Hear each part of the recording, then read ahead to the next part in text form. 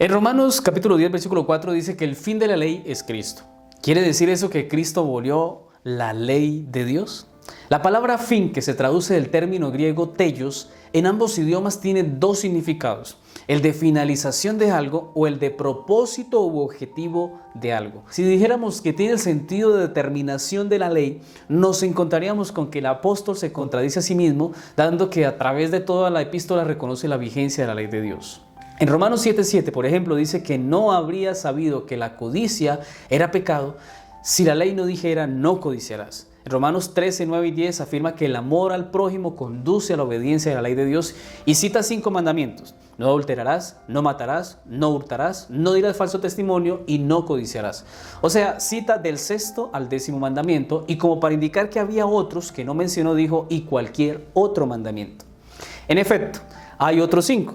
En el capítulo 2, versículos 17 al 23 del mismo libro, vuelve a reconocer la existencia de la ley al citar el pecado del adulterio y la idolatría, pecados señalados por el 7º y el 2º mandamiento.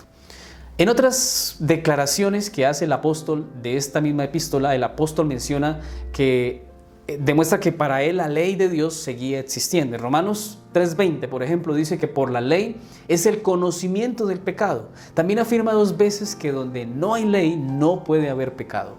Por lo tanto, cada vez que el apóstol usa en su epístola la palabra pecado, se refiere a la desobediencia a la ley de Dios. Así pues, para el apóstol la ley existía y la llamó santa, y el mandamiento santo, justo y bueno.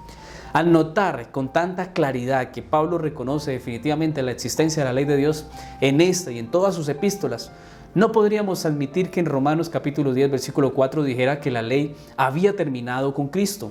Por lo tanto, concluimos que en este pasaje la palabra fin tiene el sentido de objetivo o propósito, porque el fin, o mejor, el propósito de la ley es Cristo, para justicia a todo aquel que cree.